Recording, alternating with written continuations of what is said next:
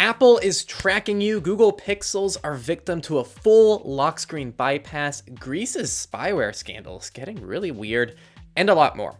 Welcome to Surveillance Report 110, where I am dedicated to keeping you private and secure with the latest news in the past week. As I alluded to, I am Henry from Techlore, but Nathan is out for the week, but we should hopefully both return next weekend together if all goes well. Here's something new. I actually have Surveillance Report updates for you that I'll cover in just a sec after our promo segment. As always, people, Patreon and Monero. Patreon is the way that I really would suggest you support us because you get perks and we can also see exactly how much we can expect every month, and it gives us a nice community of our supporters, and you can join things like our Q&A. I know Nate last week asked about some perks, and I know we're still kind of parsing through that, so we actually don't have any formal updates yet to our tiers or anything like that, but we are beginning to look at it, and we appreciate all the feedback you've already given.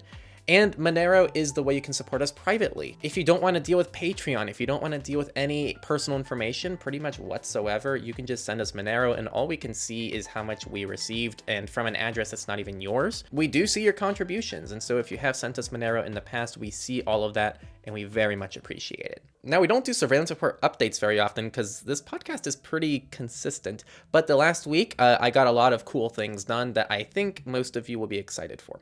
So the first thing, we have a new website. It is still the same domain, surveillancereport.tech. You can go check it out. It's super bare bones, much simpler. Everything's just condensed to what you need, and it still incorporates a very simple feed, which is cross-posted to Mastodon. The reason I did this is because our old site was pretty much all entirely done by our old hosting provider just automatically, and I didn't like our old hosting provider and we're transitioning away from them.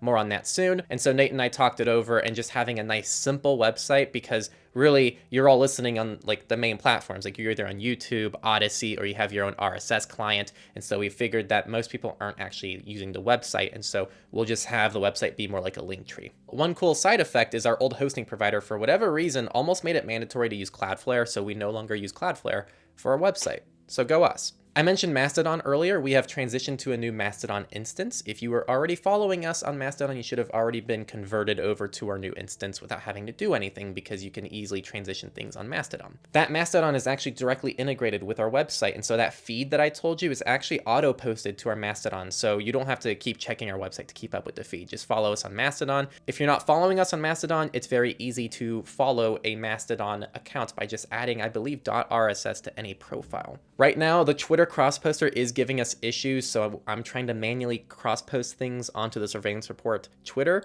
but it's not a priority, to be honest. So if you really want to follow what we're doing, follow us on Mastodon, follow the feed on our website, or follow us via RSS. We now have a new shortened link, which is sr.url.lol/sources. It sounds complicated over audio. If you see it in the description, it's actually very clean.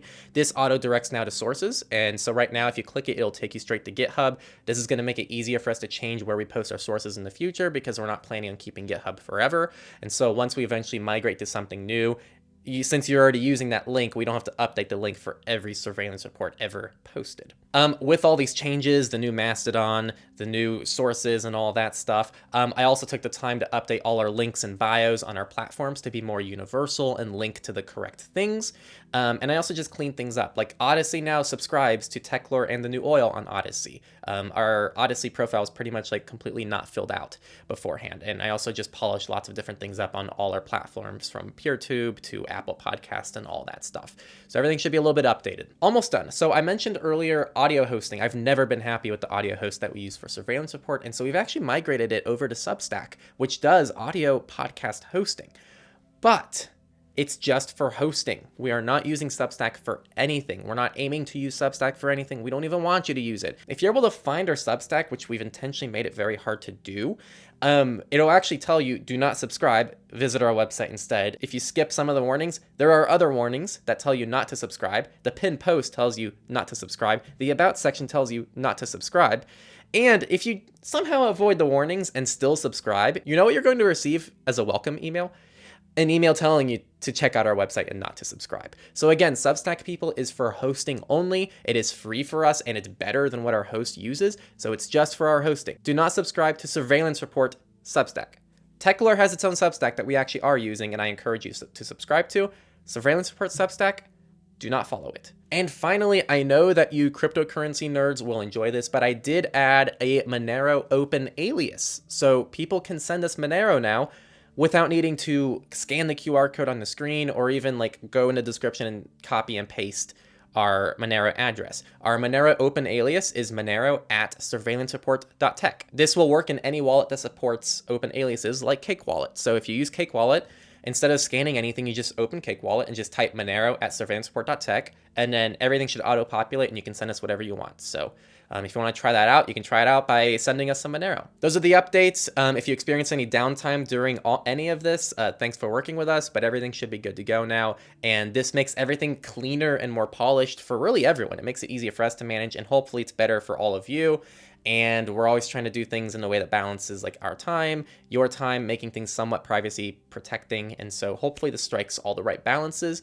And there you go. All right, let's start with the highlight story. Apple is tracking you even when its own privacy settings say it's not, new research says. A lot of you are already like, well, duh, it's Apple. And it's like, well, okay, we need research and we need ways to actually verify this kind of stuff, because that's what this whole podcast and that's what we honestly all should be doing. Now, the research is interesting. So let's listen up here. The App Store appeared to harvest information about every single thing you did in real time, including what you tapped on, which apps you searched for, what ads you saw, and how long you looked at a given app, and how you found it. The app sent details about you and your device as well, including ID numbers, what kind of phone you're using, your screen resolution, your keyboard languages, how you're connected to the internet, notably the kind of information commonly used for device fingerprinting. Now here's the kicker. Opting out or switching the personalization options off did not reduce the amount of detailed analytics that the app was sending. This research was done by MISC, and that's what MISC said. MISC also said they switched off all possible options, namely personalized ads, personalized recommendations, and sharing usage data and analytics. Here's where it's a little bit more nuanced, and maybe things aren't as bad as they sound. The researchers said that the health and wallet apps, for example, didn't transmit any analytics data at all, regardless of whether the iPhone analytics setting was on or off. Whereas this kind of tracking was found in Apple Music, Apple TV, Books, the iTunes Store, and Stocks. Most of the apps that sent analytics data shared consistent ID numbers, which would allow Apple to track your activity across those services. MISC also says that these findings are kind of out of line with standard industry practices, even with companies like Google and Microsoft, because he and his research partner ran similar tests in the past looking at analytics for Google Chrome and Microsoft Edge, and in both of those apps, they say that when you turn analytics off, they actually don't transmit this kind of data. They also finalized this by tying this back to Apple's marketing, which is, they're saying it's not tracking unless you're linking together data collected from services owned by different companies, which they're saying is Apple's stance, because if only one company, Apple, is collecting the data, then by Apple's definition, it's not tracking. But if third parties are doing it, then it is considered tracking, which is a very different definition than other people seem to be using. So here's my takeaway from the story here. First, this issue wasn't equally applicable across all Apple services. It does seem like this was mostly happening in the Apple applications where there can be advertising, or there's a clear revenue model like Apple Music. With that said, more sensitive things like wallets and health actually transmitted none of this information, which you're probably not going to find in many other services out there. And it seems like the researchers only found this kind of tracking inside these applications, so this doesn't seem to be an OS-wide problem, fortunately. At least no more than we already know Apple collects on an operating system level, which doesn't seem to be anything super intense. The ultimate issue here is there's no way to opt out, and the opt-out actually does effectively nothing, and this kind of outlines once again Apple's definition of privacy is to prevent third-party tracking, but not first-party tracking, which is something we say back here pretty darn often. My concern here, obviously, is the opt-out doesn't do anything, and it should, and my long-term concern is, now that we know Apple collects this information in mostly apps with advertising, and Apple has also announced it is trying to enter advertising more, will we see more of this tracking on Apple devices and other applications? Time will tell. Again, even Google Chrome and Microsoft Edge seem to respect the toggles not to track you. With all of this said, and before you throw your iPhone out the window, I like to add perspective on this. It's been found in other research articles that even first-party data collection is collected less on iPhones than Android devices, so I wouldn't be pushing people away from iPhones for this reason alone, unless they're able to move to some kind of open source custom ROM or some other alternative, because frankly, Google is still a lot more invasive than Apple on an operating system level, and it comes with less aggressive stances towards third parties accessing your data. So I would argue out of the box, iPhone versus stock Android, it's still a downgrade if you move to an Android device.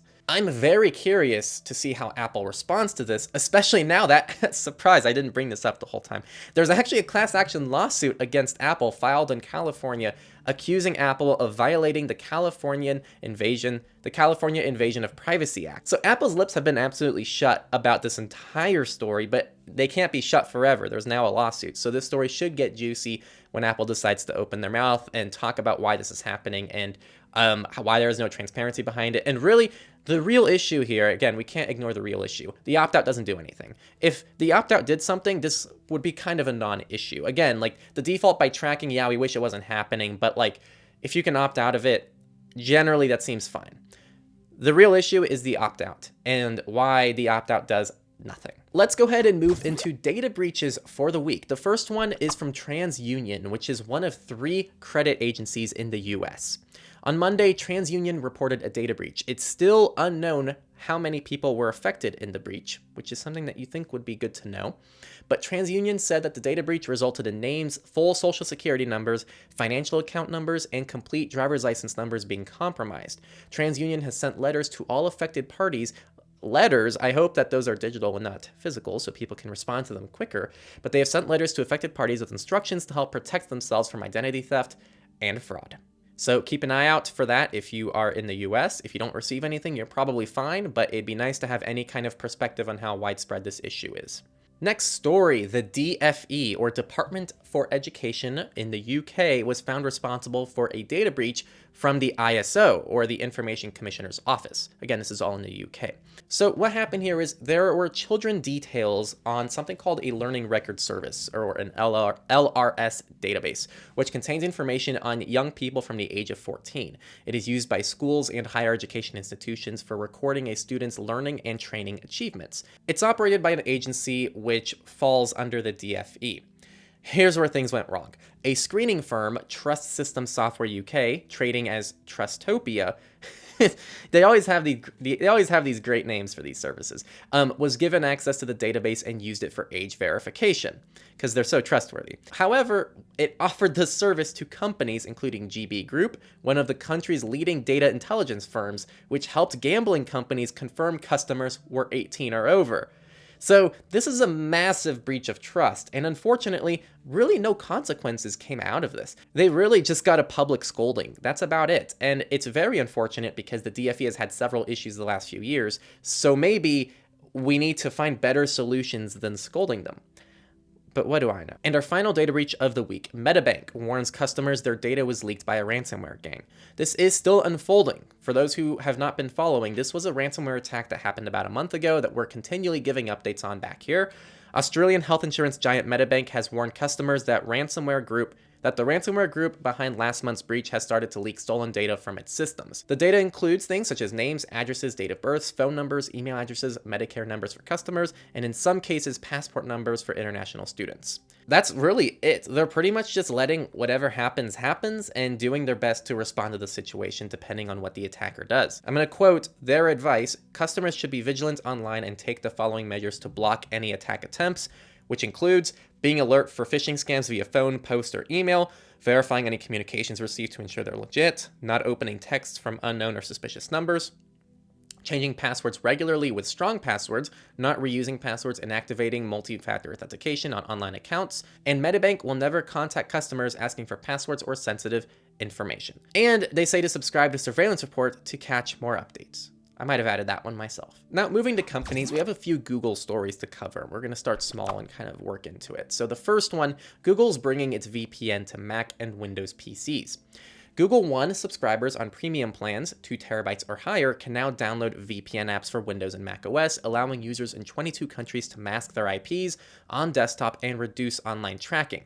This was previously mobile only for those who've been listening to the podcast. We've covered the VPN service in the past. I actually don't think it's the worst thing in the world, but there are definitely better options. And if you want to see what those options are, I suggest going to techlore.tech/VPN to see what they are. Up next, Google says surveillance vendor targeted Samsung phones with 0 days. So this entire research and investigation was done by Google Project Zero, which, regardless of your stances on Google, is a super cool project that makes everything a bit more secure. The most recent development was this Samsung specific attack, which was part of an exploit chain to target Samsung phones running Android. The chain vulnerabilities allow an attacker to gain kernel read and write privileges as the root user and ultimately expose a device's data. Man, I never know how to say the chip name, but I'm gonna go for it. So the exploit chain targets Samsung phones with an Exynos chip running a specific kernel version. Samsung phones are sold with this chip primarily across Europe, the Middle East, and Africa, which is likely where the targets of the surveillance were located. The flaws were exploited by a malicious Android app, which the user may have been tricked into installing from outside the App Store. The malicious app allows the attacker to escape the app sandbox design to contain its activity and access the rest of the device's operating system. The takeaways for this are very simple: stay up to date and avoid untrusted third-party app stores. That's a pretty universal rule for pretty much anything, not even specific to this. And the final Google story, actually the final story of the week. Well, the next one's still a Google story, but it's in the research section. So there's a lot of Google news this week. But the next one, Project 11. Google is quietly working on a wearable device for preteens as it chases a surging number of younger tech users. This is exactly what it sounds like. They're trying to build a wearable via some kind of Fitbit type thing for preteens called Project 11. With that said, the project has a long way to go with a launch set for sometime in 2024. They say the goal of the device is to help older kids develop healthy relationships with their phones. They also said the device could include safety features that would let parents contact their children and know their whereabouts. It is also worth mentioning, one employee said the device was set to launch sometime in 2024, but employees also emphasized that the project had a long way to go and that plans could change. And that's coming from Google, who's infamous for dropping projects like nothing. So we'll see what actually happens with this. I will say, personal section here, this doesn't inherently have to be a bad thing. All of this can theoretically be done in a privacy respecting way. I'm just doubtful that that's what Google's going to do, unfortunately. On the bright side, I'm sure this will be more privacy and security respecting than a lot of the current options out there right now. But the deeper issue is still the normalization of tech at a young age, so kids will keep wearing these watches for the rest of their life, which right now have a lot of privacy and security issues, which again, does not necessarily have to be an issue, and it doesn't necessarily have to be a bad thing. But given the context of all of this, I think it's valid to at least bring it up so people can be a bit concerned and just be vigilant. And research, still Google. Google Pixel screen lock hack earns a researcher $70,000. So this vulnerability meant an attacker could unlock any Google Pixel phone without knowing the passcode. Google fixed the issue with a November update, allowing the researcher to go public with their findings. Before I even get into this, update your phones, people, and always stay up to date. If you think you're avoiding something by not updating your phone, all you're avoiding is security fixes. I hate to break it to you. To get into the vulnerability created a means for a potential hacker to bypass lock screen protections such as fingerprint or PIN authentication and obtain physical access to a target's device. The hack could be carried out with minimal technical skills against a range of mobile devices running Android by following a series of steps. And a series of steps is just random stuff, including like having a locked SIM card and then rebooting the phone and then doing it's just a series of steps. There's nothing technical about it. It's just they accidentally discovered that they could put in a locked SIM card and time things properly and do a certain number of steps. You can look at the steps yourself if you want. This is all fixed. Because of just the bizarre nature of this attack, this isn't open to remote exploitation, which is really good news because it means someone needs physical access to your device, which doesn't mean this isn't still a problem, but it at least minimizes the scope of who can execute the exploit. So the researcher reported this to Google, and Google said that the issue was a duplicate, which, first off, might not even be true. We'll get to that soon. But second, if it's a duplicate, why was it not fixed? So, and now we're going to get to the weird part, trying to address those questions.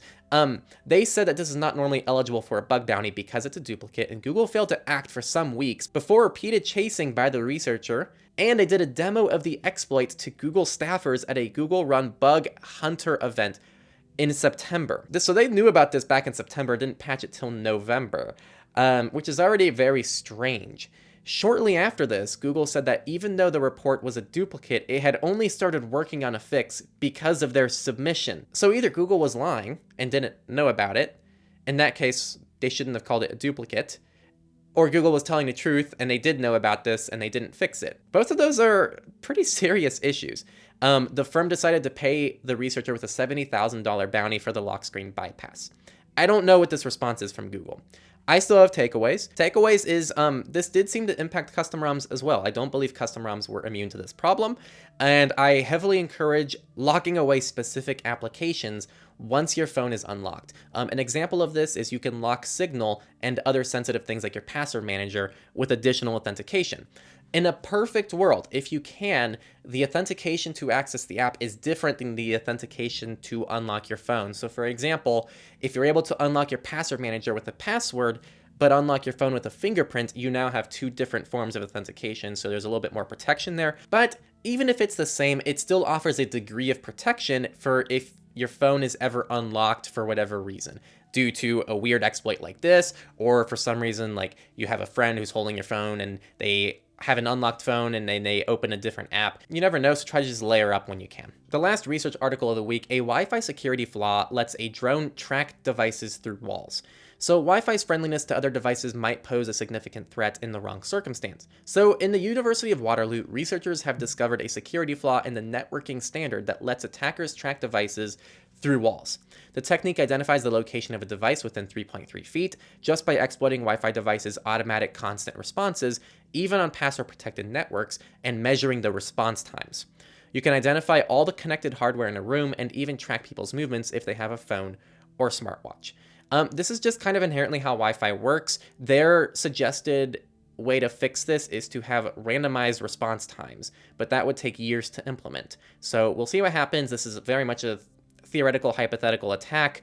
This is not something you probably have to be concerned about, but I would probably imagine this is more of a concern for people in a corporate environment, is my guess. Politics, very interesting section this week. First, Montana voters have approved constitutional amendment to treat electronic data as persons, houses, papers, and possessions. What this amendment means is it now requires the government to obtain a search warrant in order to access a person's electronic data or electronic communication, similar to how we treat things like homes and possessions. While a state constitutional amendment only binds state agencies and not the federal government, so this only applies to things in Montana, the amendment will also set the foundation to help protect residents from the ever-growing federal surveillance state. The way they try to justify this is the passage of the amendment sets the foundation to limit state and local surveillance and minimize the amount of personal information collected and stored by state and local governments. By doing so, it will also impact federal surveillance programs that depend on state and local support. So they're pretty much just trying to cut out what they can, but ultimately you can still be tracked federally.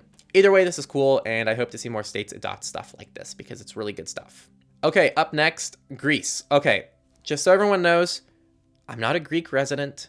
I'm doing my best to keep up with this. I'm going to mostly just cover the news because I don't have the context of being Greek. But here we go. So Greece had an eavesdropping scandal, which started to unfold when the prime minister wiretapped other people. This continues to develop because the saga has morphed into an espionage thriller that has involved spyware being planted on the phones of an ever-expanding network of politicians and journalists. Athens denies having ever used or purchased the illegal software and says there must be someone else doing it. So according to a Greek paper, some 33 people have been found to have traces of this illegal spyware predator on their devices, including several members of the cabinet of the conservative New Democracy government and members of their families, politicians in the main opposition party, journalists and business people mainly from the media sector. Among the people on the list are the finance minister, the foreign minister, 2 ex-ministers of civil protection, the development minister, the labor minister, and the tourism minister, along with their spouses, as well as already known targets like the opposition leader, I'm going to try people, Nikos Androulakis, and journalist Thanasis Koukakis. I probably butchered that, so thank you for working with me. So that's the first part of the story. There is this spyware going around that people believe is being spread by the government, but the government denies wrongdoing. And so what happened as a response to this, Greece is now banning the sale of spyware after they have been accused of surveillance. So the Prime Minister announced on Monday that Greece would ban the sale of spyware after his government was accused in a news report of targeting dozens of prominent politicians, journalists, and businessmen for surveillance, and the judicial authorities began an investigation. It's worth mentioning that the previous wiretap is pretty much confirmed, but this whole Predator thing, the government is saying they're not responsible for. It has insisted that the simultaneous targeting with a wiretap and Predator was just a coincidence. They've also rejected allegations that they were personally running a Predator spyware scheme. Quote, "It's an unbelievable lie," the Prime Minister said. He insisted that Greece's intelligence service was not using Predator, but said someone outside the government might be. On Monday, he said in a televised interview, "We will be the first country to tackle this problem and enact legislation that will explicitly ban the sale of such software in our country. No other country has done it. All countries have the same problem." He does have a point there. A lot of countries have this problem. What's unclear is if they were the people actually responsible for using the software in the first place, and it's unclear if this ban will actually change their ability to use the software, because we don't even know if they're the ones responsible for it. So very weird story. I'm going to leave it there because I just don't have much context of being a Greek citizen, but I know that it seems very fishy from all angles. So that's the story, and I'll let you all kind of make of that what you will. Next story from France. Refusal to communicate the unlocking code of a cell phone can constitute an offense, rules the Court of Cassation. The court was called to rule on a drug trafficking case in which an appeal court had released a suspect who had refused to give the unlocking code of his two phones. This actually went back and forth for a while. There was appeals in both directions, but now the court on Monday, November 7th, ruled that refusing to communicate the unlocking code of a cell phone constitutes an offense, considering that this code is indeed considered a decryption key. That's it. This doesn't mean it's written in law, but it is one attack against passwords for sure. And our final political story is in India. Indian ISPs. We already give government full access to web traffic. So all ILDs, which are international long distance, and ISPs, internet service providers, licenses are mandated to connect their system to the CMS, which is called a centralized monitoring system facility. And law enforcement agencies are provided facility for online and real-time monitoring of traffic. This submission indicates that the Indian government and law enforcement agencies have far wider and easier access to Indian internet users' web traffic than previously known, and access to this data is so accessible remotely that physically visiting an internet provider's premises is no longer required for government agencies. The timing of all of this is on point given India's recent attempts to outlaw VPN servers in its own country. Or I should say outlaw no logging VPN providers. They're trying to mandate logging for VPN providers. So maybe it's starting to make sense why they were requiring that. The takeaways here: VPNs, people, can be a valuable tool. I say this somewhat aggressively because there's an anti-VPN world out there that I understand why it exists, because there needs to be some kind of response to the VPNs are all-in-one anonymity tools, but people, this is the easiest way to prevent this kind of snooping. The only other way to do it is with tools like Tor, which are great, and I love Tor, but it's much harder to run Tor system-wide, and it's far more inconvenient to run Tor than a VPN, especially from a performance point of view. If your goal is just to stop your ISP and whoever else collaborates with your ISP, which I guarantee you happens in the US as well, from tracking your web traffic, a VPN helps here. In worst case scenario, a VPN puts you back where you started if it turns out your VPN's logging your web traffic. And you know what? There's actually some trusted VPN providers out there that can give us pretty good assurance that they're not logging our web traffic. And again, if you want to see what that is, techlore.tech/VPN. It's all open source. It's opt-in affiliate links. There's nothing to gain from it. It's just data. All right, only 2 more stories and 2 more sections. 1 story per section, people. Let's move into FOSS, free and open source.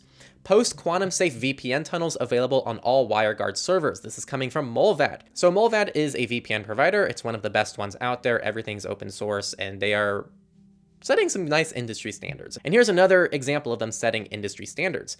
They actually, back in July, released, as far as I know, the only VPN to release a quantum-resistant tunnel support. But now this is available on all WireGuard servers. This is an experimental feature, and you can't just go in your settings and enable it. You have to enable it through the CLI tool, and it's not something they actually expect you to use. It's just for testing. They also say they might need to change the protocol more times, so you may experience interruptions and should not consider this stable as of yet. Again, this is not stable. This feature is still only available on their desktop apps and can only be enabled in the command line interface. So again, this is for testing, but it's still super cool to see this. And finally, Misfits. Maple Leaf Foods suffers an outage following a weekend cyber attack. So Maple Leaf Foods is Canada's largest prepared meats and poultry food producer, and on Sunday they experienced a cybersecurity incident causing a system outage and disruption of operations. There's really no information about this, but it seems like they're minimally impacted, or at least they're downplaying it a lot. So it doesn't seem like much is impacted. Again, based on what they're saying. They could be downplaying it, but we don't know. This is your reminder that cyber attacks have and will continue to impact real industries and real things in your life, including, but not limited to, energy, internet, water, food, gas, healthcare, and many other things a lot of people are reliant on. Water is a big one. Be prepared for the worst, people. We're not a prepping community back here, but in this kind of situation regarding data breaches and ransomware attacks and all of this stuff, it's probably worth your time to investigate what would happen if the internet goes out in your area, or the energy goes out, or really anything happens. And now the Q&A. I actually royally screwed up and didn't post the Q&A on Patreon last week. Totally forgot. So there is no Q&A. I'm super sorry to our patrons, and I'm super sorry to our public listeners. It'll definitely be live though this week. So by the time you're watching this, if you have a question that you're itching to ask me or Nate when he's back, join our Patreon, because the Q&A is already live there right now. By the time you're listening to my words, there's already a Q&A on Patreon. So go join our Patreon and be sure to ask your questions, because we'll see them next week. And that's it, people. Again, Apple is tracking you. Google Pixels are victim to a full lock screen bypass. Greece is going through some fun stuff right now, and a lot more. Again, if you want to support us, join our Patreon. That is really what you should join, because it is so amazing to see you all there, and we can see how much we're getting every month, and we can really build things out and keep this podcast free to all of you. So if you support this and you get value out of this, support us on Patreon. It's super appreciated. If you don't want to go through Patreon and you just want to support us privately, Monero is also an option, and now you can support us with just using Monero at surveillancesupport.tech and something like Cake Wallet. Thank you for listening to the Surveillance Report. The final thing we want to ask you to do is to share the podcast around. Make sure you're subscribed and give us a rating if you're listening from a platform where that's an option.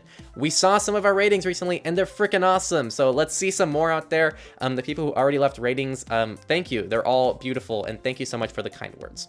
We want privacy to reach as many people as possible. You can help us do that by sharing the podcast. So don't forget to share with your friends and family, especially if a story affects them or you know that they're going to enjoy it. Share with them just a story, and maybe they'll, maybe they'll care about privacy and security someday. Thanks again for listening, everyone, and we'll see you next week.